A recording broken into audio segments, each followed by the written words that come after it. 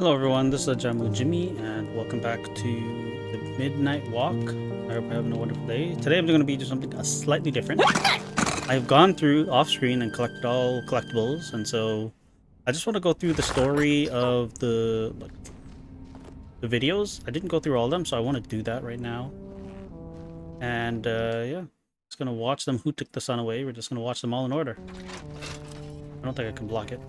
She came back one day from a long while of rock-picking under the gnarly trees. Usually the murkle had been fond of fall and the refreshing cool of winter, but this time it had been much too long for her taste.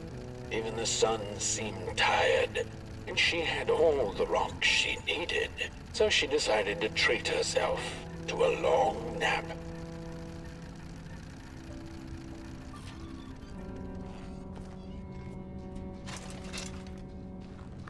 Okay.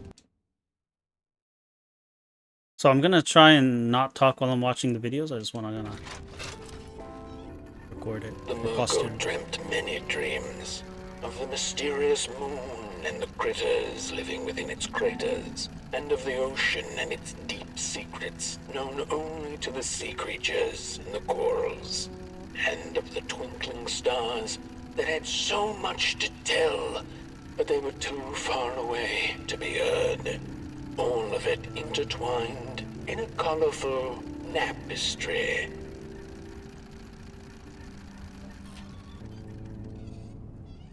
It's interesting. I just realized. I wonder if maybe that's like a clue to future games or projects. That'd be really cool. And so she woke with a yawn, so big it could have devoured the sun. She had slept for just about a decade. A decent nap by Murkle standards. She smacked her dry lips, looking forward to what the new dawn had to offer as she left her lair and went out into the cool night. "Wait a minute," she exclaimed. "Night?" Yeah, so that implies that like the sun never sets, I guess, in this world. I don't know. Part 4. Where was the sun? Where its warm rays should have been there was only the vast night sky, not a star on its face. Well, the Murkle mumbled softly to herself, winter was late, so now the sun must be late too. Proud over her sound logic, she went back to her lair to take a complimentary nap. Girl can sleep.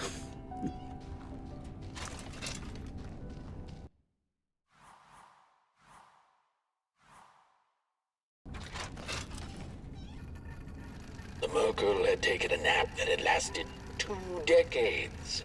Now that counts as oversleeping even by Murkle standards. She had awoken anxiously this time, feeling misplaced and confused. The confusion grew further into panic when she was greeted not by the sun's life-giving caress, but once again by the silently mocking night sky.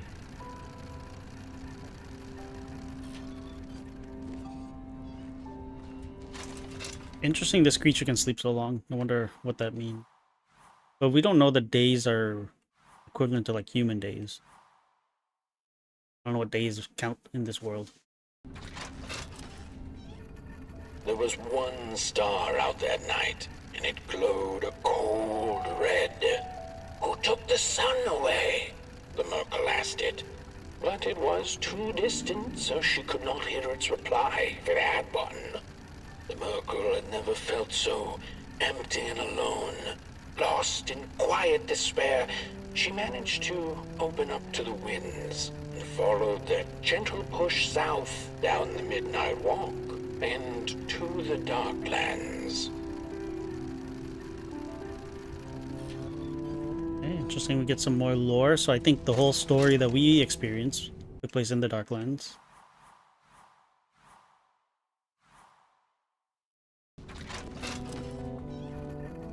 Along the walk, she met the old soul fisher with whom she'd shared many a teacup in her days. Is that the murkle I see? Another decade, another teacup, eh? He chuckled, but the murkle sure wasn't in the mood to discuss teacups. Who took the sun away, soul fisher? Surely it wasn't caught by your hook. After pondering for a good minute, the soul fisher answered, well, there have been whispers among the fish and corals about a loathsome, hungry Molgrim roaming the swamps. Perhaps it knows. By the time the soul fisher looked up from under his big hat, the murkle had already continued down the road. Interesting that the Murkle and the Soulfisher are friends, because we know that the Soulfisher is kind of like a special dude in this world. He's not from this world, or not of this world. He comes from another table.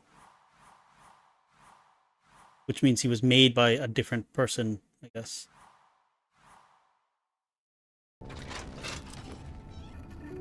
After a long while of following oversized, snail-like tracks in the mud, trudging deeper and deeper into the mushroom-ridden swamps, the murkle heard a harrowing howl. Up on a hill stood a looming figure, dark and still in the quiet of the night. Lo and behold, the Molgrim, she thought to herself in slack-jawed awe. She greeted the creature with a quivering voice and, unable to restrain herself, asked, "Do you know who took the sun away?"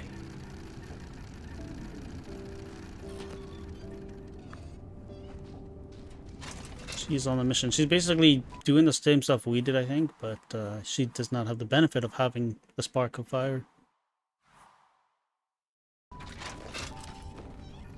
Talking to monsters had never been any Murkle's forte, but this meeting proved spectacularly disastrous. Barely escaping the gnashing teeth of the Molgrim, she managed to escape by jumping into a lake, following its stream away from the swamps. Although the Molgrim was far behind her, she could still hear its melancholy howl. Mad with grief, she mumbled, "As I will be, unless I find the sun again." Tired from running, she searched for shelter and found a dark, dank cave. Cozy, even by Murkle's standards. Yeah, nice. That kind of does give us some semblance of a timeline, so the Murkle is really closer to when we woke up than she is to when the sun went away. That's how long it's been.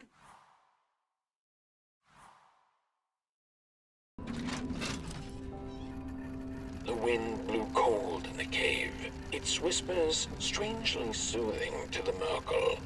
As it turned out, the whispering belonged to a pack of starving crawlers who had begun circling her, their language known only to the dark itself.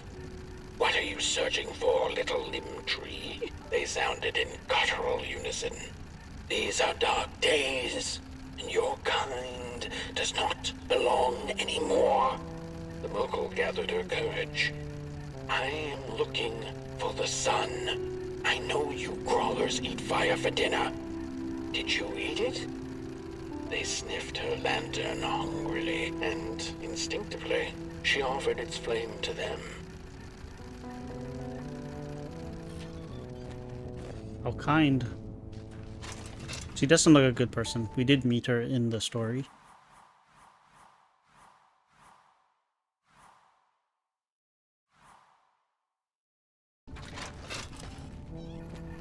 The crawlers cackled like mad chickens. "Keep your fire clailing. Take it to the dark itself. Mayhaps there you shall find answers." And before the poor little Murkle could shriek, the crawlers had gone with the wind. Knowing not where to find the dark itself, and everything looked pretty dark to her, the Murkle found her way back on the road, further away from home than she had ever been. The hills were looking stranger by the hour. The rocks upon them seemed to move.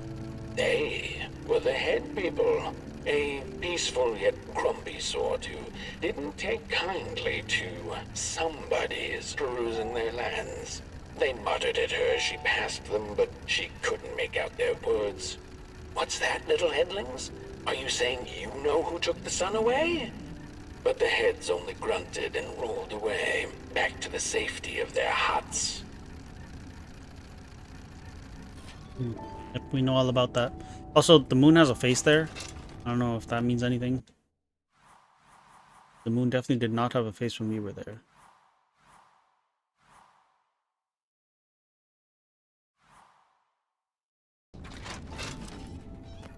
The road went on, and the shadows grew all around her. Was this the dark itself? Not sure whether she was alone, she asked out loud. Does anyone out here know who took the sun away? By the side of the road lay 3 peculiar faceless and person-sized dolls wrapped in muddy bandages. A stone's throw away lay some strange masks. The murkle followed her instincts and put the masks back on. And the dolls did come to life. They began to dance a haunting dance around her, and before she knew it, she was dancing too. When it was all over, their masks fell off and they went back to lifelessness.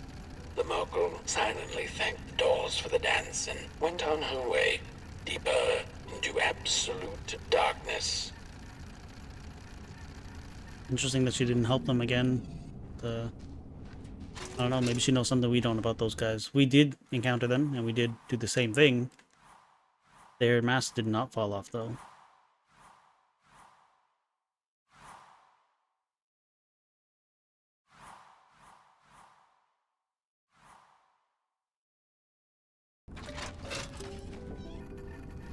Before she knew it, the little murkle, lost and tired, came to stand before the dark itself, with a burning question clenched in her fist. She felt like punching the dark with it, screaming it out like the howling Molgrim, laughing it out like the starving crawlers who had nothing left to eat but the hope of others. Who took the sun away? It then asked the murkle. Its voice sounded like a dark forest, deep and ancient. It wasn't you, the murkle retorted. You're its complete opposite. Surely you must be the reason it's gone. The dark then replied, I am but the absence of light, not its adversary. Light is because I am. How could I possibly hold it in my possession? The murkle felt her anger fade. She understood little besides one thing, that the darkness was not behind the missing sun, nor her suffering. This one I found while I was playing the game, and so that was like the big revelation that the darkness is not actually evil.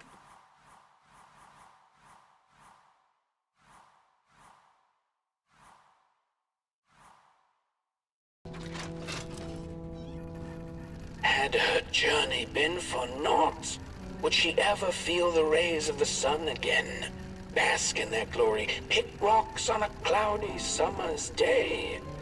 The murkle was alone in her questions, but then again she wasn't. The dark held her in a blanket of nothingness that was cold and warm at the same time. So, she sniffed, what do I do now?